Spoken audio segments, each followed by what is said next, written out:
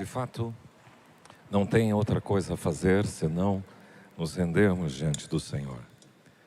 Era uma vez um casal, Elimeleque e Noemi. Eles tinham 2 filhos, um se chamava Malom e o outro Quilion. Residiam numa pequena vila chamada Belém, cujo significado de Belém é casa do pão. Mas estavam vivendo um período terrível de seca. E ao que parece, o enredo histórico se situa lá no período de Juízes, onde cada um fazia o que era mais reto. E possivelmente eles foram contemporâneos de Gideão, um dos juízes. E experimentando aquele período de seca, ao invés de tentar entender o que é que acontecia, por que Deus estava permitindo aquilo e voltar para o arrependimento, eles buscam um caminho mais fácil. Vamos para as terras de Moabe, que são vizinhos, é só transpor o Jordão e vamos para essa terra. E eles fizeram isto. Lá foram para as terras de Moabe, o casal Elimeleque e Noemi, junto com seus 2 filhos.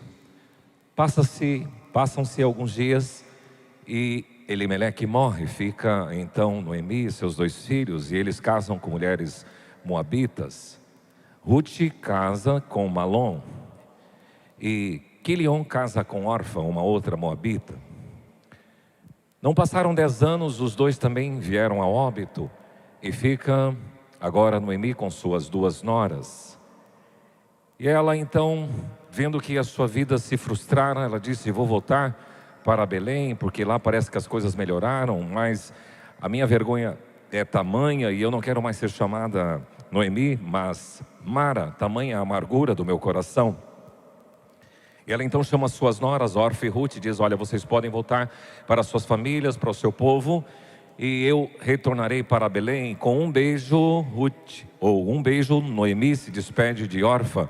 Mas Ruth, ela faz uma declaração muito bonita. Ela diz assim para Noemi, sua sogra: onde quer que você for, eu irei. Onde quer que você pousar, eu pousarei. O teu povo é o meu povo, o teu Deus é o meu Deus. Só a morte separar-me-á de ti, e onde você morrer, ali também serei sepultada eu. Voltam sem nada. As 2 mulheres chegam como desprovidas, e a simplicidade, a pobreza e a miserabilidade delas é constatada quando elas têm que sair para respigar espigas, tirar espigas nos canteiros, nas lavouras, porque havia uma lei em Israel: quando o produtor rural fosse colher as espigas que caíssem no chão, eles não deveriam fazer o respigamento, catar essas espigas, mas deixar para os pobres. E Ruth vai fazer isso, catar essas espigas, que eram para os pobres. Então ela se entende, junto com Noemi, o estado social em que elas estavam. E quando ela chega em casa, Ruth saiu para um campo, e quando ela chega em casa, ela diz: eu estive num campo de um homem chamado Boaz. E Noemi se alegrou, porque ela sabia que esse homem chamado Boaz, ele fazia parte da família, e ele era um parente resgatador. Então, dentro da história de Israel, se alguém perdesse o cônjuge, alguém da família poderia se casar com esta viúva e suscitar descendência em nome do falecido. Então, o caso de Noemi e de Ruth, alguém resgatador poderia se casar com Ruth, fazer direito da propriedade que elas tinham e suscitar descendência em nome de Malom. Noemi entende essa situação e disse assim: olha, vai ter a festa da colheita, e Boaz vai fazer uma festa de celebração.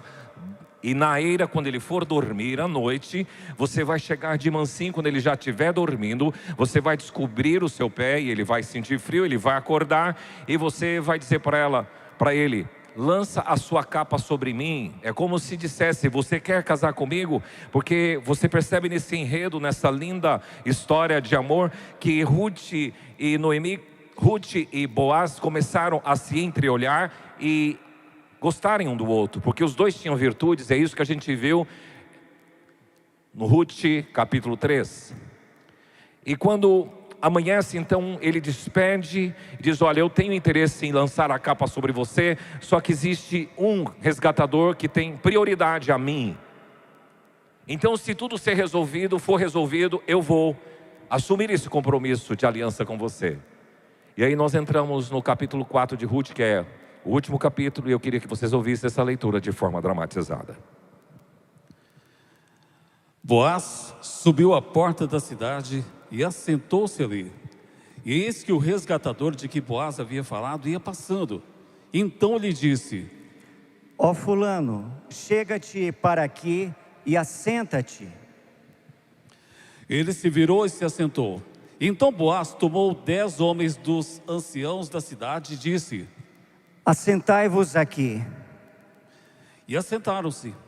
Disse ao resgatador: Aquela parte da terra que foi de Elimeleque, nosso irmão, Noemi, que tornou da terra dos Moabitas, a tem para venda. Resolvi, pois, informar-te disso e dizer-te: compra na presença destes que estão sentados aqui e na de meu povo. Se queres resgatá-la, resgata-a. Se não, declara-mo para que eu o saiba, pois outro não há senão tu que a resgate, e eu depois de ti. Respondeu ele: Eu a resgatarei.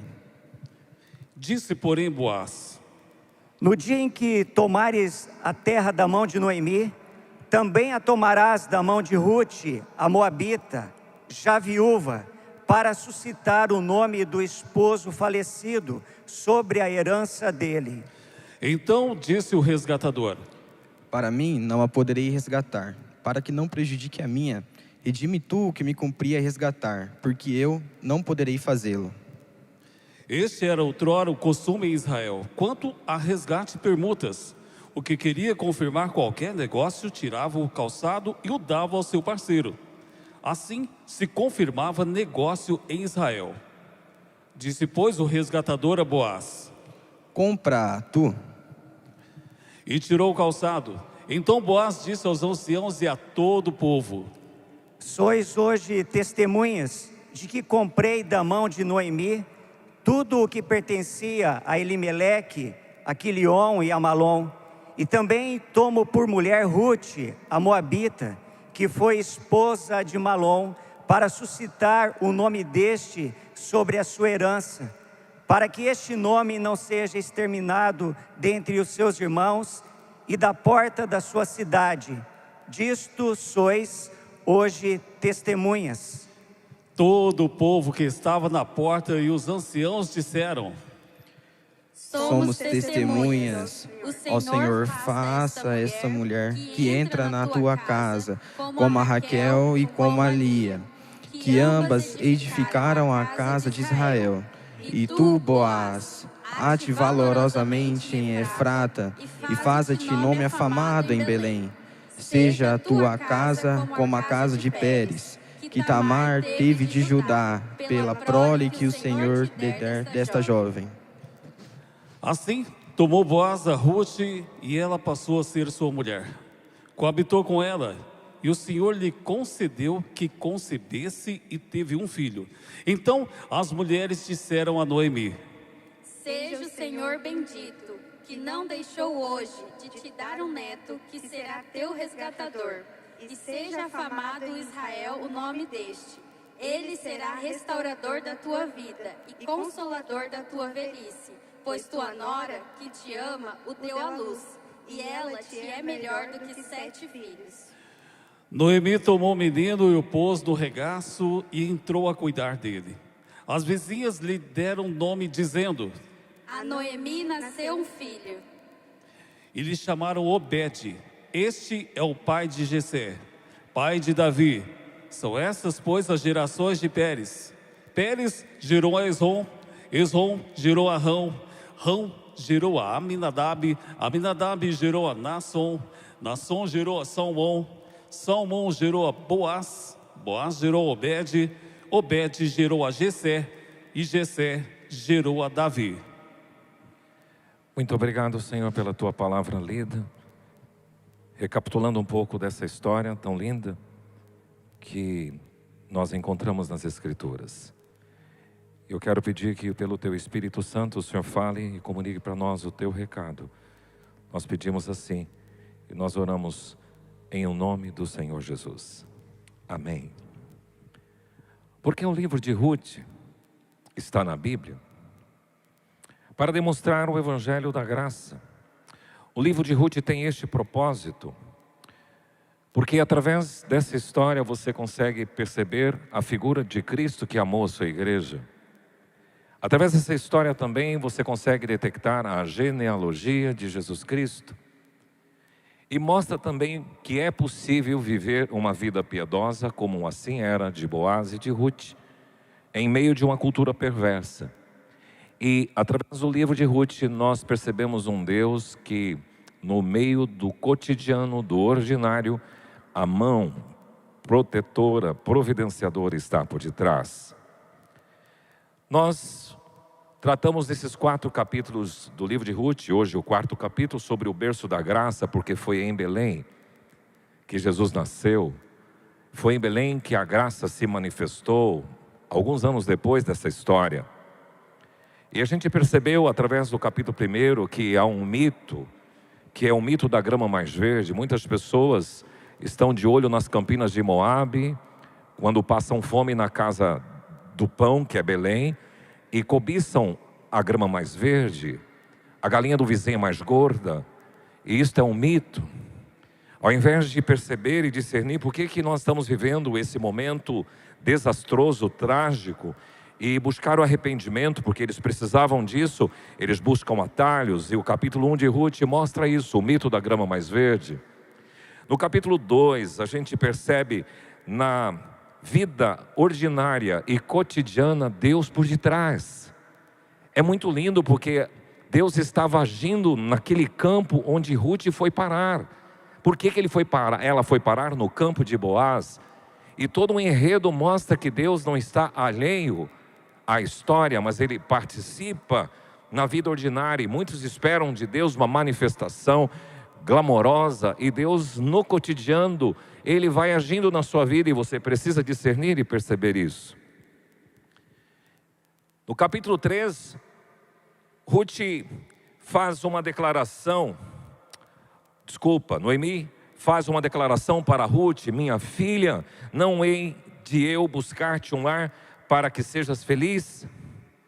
A ideia é de que se projete para Ruth um lugar onde ela possa se realizar, e eu vou fazer de tudo, disse Noemi para Ruth, para que isso aconteça, porque lar é um lugar de sossego, é um lugar de repouso, o lar deve ser um lugar de descanso, proteção e segurança.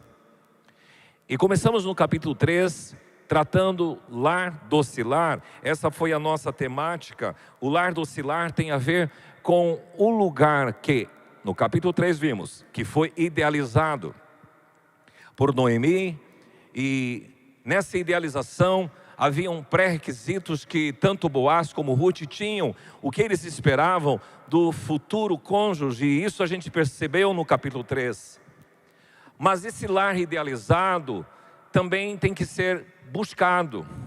E no capítulo 3 a gente percebe que Ruth não ficou apática, mas ela ouviu todo o conselho da sua sogra e foi para lá na eira, e toda aquela idealização foi colocada em prática, e ela buscou algo que ela tinha no seu coração, que Boaz era uma pessoa interessante para ser seu esposo, e Boaz também percebeu que aquela mulher diferente que estava na sua lavoura era uma pessoa interessante para desfrutarem de um relacionamento.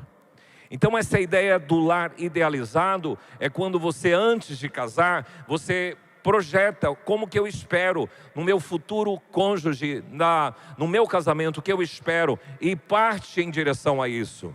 Por isso que o buscado tem a ver com essa iniciativa, porque você não pode só idealizar alguma coisa e você não correr atrás. Isso acontece em várias esferas, na sua vida própria, profissional.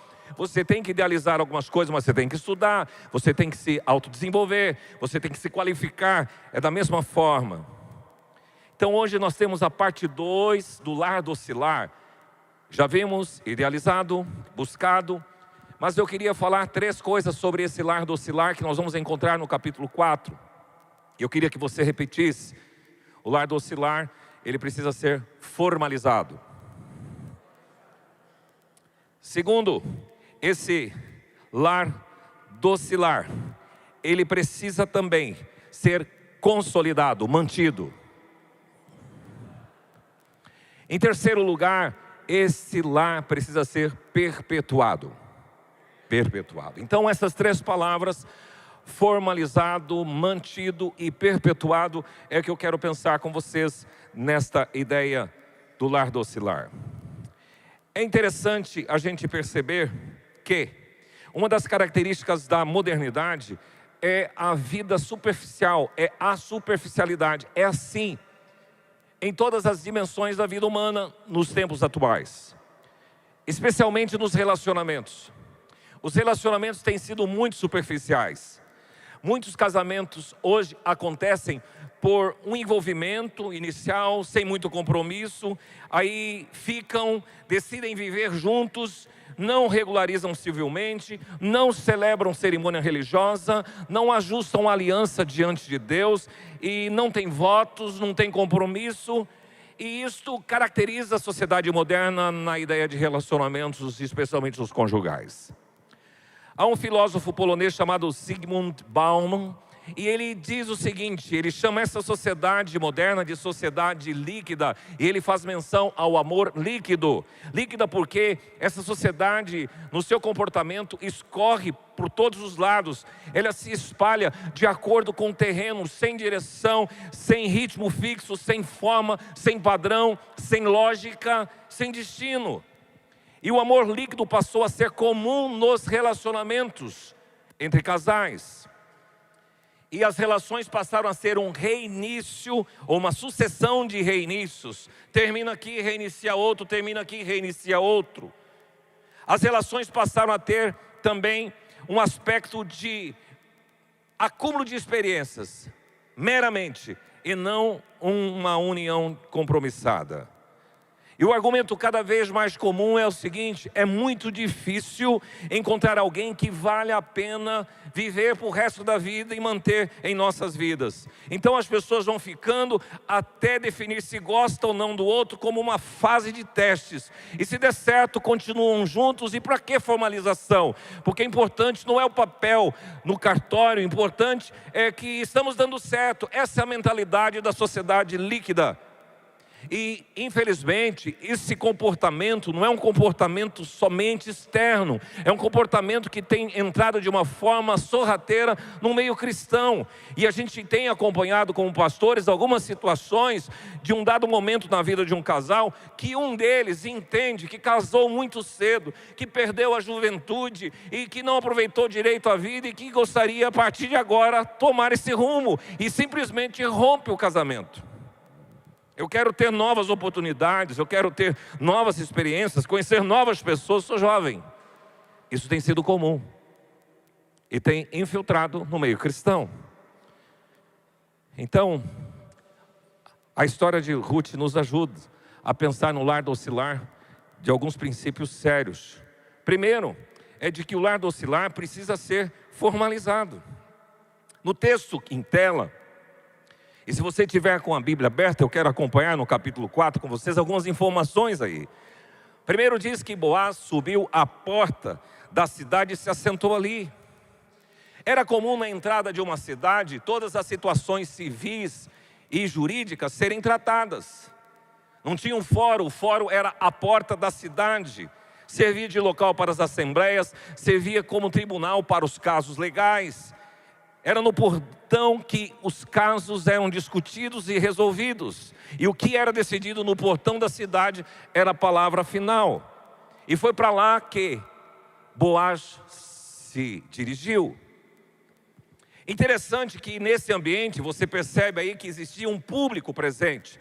Quando Boaz foi naquela manhã, depois de ter passado aquela noite com esse pedido de casamento de Ruth, ele sai incontinente para o portão da cidade. Lá, jesuincidentemente, naquele dia, estava passando o outro parente resgatador que tinha primazia antes dele. Então ele diz: ei, vem cá, fulano. Nem diz o nome desse indivíduo, que era amigo, que era parente, mas não é registrado o nome. Venha. Também no texto bíblico, você percebe aí no versículo 2, tomou 10 homens dos anciãos da cidade. Então, esse grupo de 10 homens compunham o tribunal. 10 anciãos era o mínimo necessário para estabelecer o quórum de uma audiência legal. Então essa questão já era antiga. Então já tinha os 10, já estava ali o outro pretendente e tinha o povo em volta, porque no versículo 11 daí do texto, todo o povo que estava na porta e os anciãos. Então estava um público ali participando disso. E Boaz inicia o caso e ele passa a relatar, versículo 3, ele diz ao resgatador: aquela parte da terra que foi de Elimeleque, o esposo de Noemi, a Noemi que retornou agora da terra dos Moabitas, a tem para venda.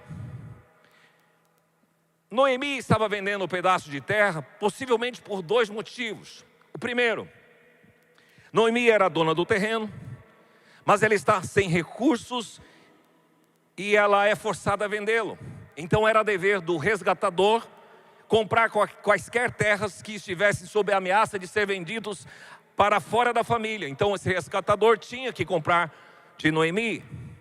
Segunda possibilidade, Noemi não é dona do terreno, porque quando eles foram para as terras de Moabe, Elimeleque vendeu, mas agora ela detém o direito de resgatar, de reaver essa terra vendida, de comprar o terreno de volta, mas falta ali condições econômicas, financeiras, e falta verba para isso, então ela depende de um resgatador para fazer em nome dela.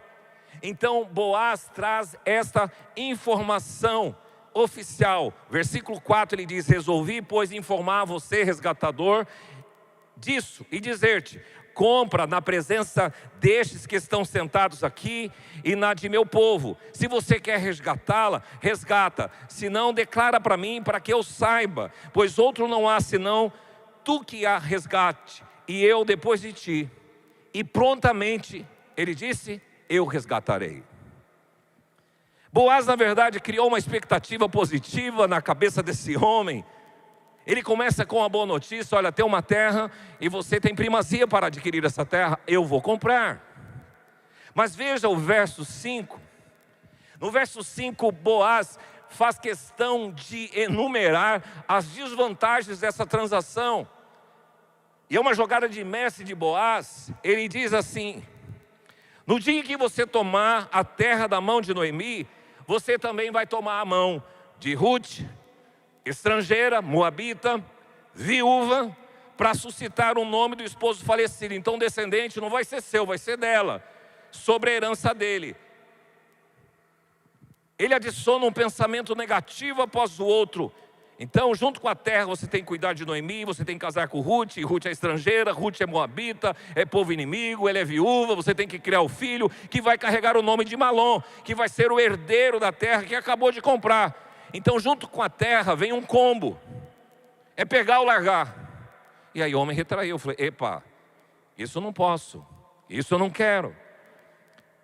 E para a alegria de Boaz, ele desistiu disto.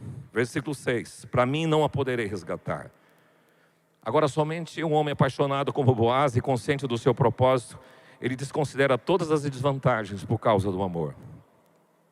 E para selar essa combinação, era comum um selo de uma sandália. Em Israel, isso foi instituído lá em Deuteronômio 25, 8 a 10. Nós entendemos que os sapatos e os pés sempre simbolizavam posse. Tanto é que Deus dissera: sobre os seus pés tudo lhe puseste. Todo lugar que pisar a planta do teu pé será vosso. Então os pés e os sapatos demonstram possessão. Agora, quando o indivíduo tirava a sandália, tirava os sapatos, também tem uma simbologia significante. Lembra-se quando Moisés foi chamado no Monte Sinai, na sarça ardente, o Senhor lhe disse: Moisés, tira a sandália porque o lugar onde você está é terra santa. E aqui tem uma ideia, significa entregar, não possuo nada, que somente Deus, Ele é poderoso e soberano. E tirar o calçado e entregar ao outro, como era a sugestão que aconteceu aqui desse resgatador, comunicava que essa pessoa abria mão de reivindicar da posse da terra e transferia para outro. E ele então transferiu o direito para Boaz. Então você pode fazer isso. E Boaz, espertamente, ele é um bom jurista, um bom advogado, ele faz questão de, no versículo 9, discriminar tudo o que estava sendo acordado. Veja o que ele diz: sois então vocês todos aqui testemunhas de que eu comprei da mão de Noemi tudo que pertencia a Elimeleque, a Quilion e Malom, e também hoje eu tomo por mulher a moabita Ruth, que foi esposa de Malom, para suscitar o nome deste sobre a sua herança, para que este nome não seja exterminado dentre os seus irmãos da porta da sua cidade. Disto sois hoje testemunhas. Isso daqui é o casamento civil. E aí eles declaram: verdade, nós concordamos. Os anciãos e o povo que ali estava declaram: somos testemunhas, e o Senhor faça a esta mulher que entra na tua casa como a Raquel. E eles abençoam. Com essa declaração, esses homens à porta da cidade estavam dizendo: podem casar, vocês estão liberados, sejam felizes, continuem virtuosos, sejam prósperos e prolíferos. Aqui foi o casamento civil de Boaz e de Ruth. Interessante que os pastores, em algumas situações, podem assumir a posição de juiz de paz. Por exemplo, na modalidade de casamento religioso ou civil com efeito religioso, os pastores atuam como juiz de paz. O nome dos pastores são levados, os nomes são levados, ou o nome do pastor celebrante é levado para o cartório, e eles oficializam uma ata, e na hora da cerimônia, porque o casamento religioso só pode acontecer dentro da filosofia ministerial após o casamento civil. Então o pastor lê aquele termo, fala dos contraentes e fala como vai acontecer, as testemunhas, depois o celebrante, o casal, os noivos que agora vão ser casados, mas as testemunhas assinam, e o pastor atua aqui nesse caso como juiz de paz. Foi semelhantemente ao que aconteceu na porta de Belém com Boaz, o outro resgatador, e com os anciãos e o povo na cidade. Regularizaram a situação civil.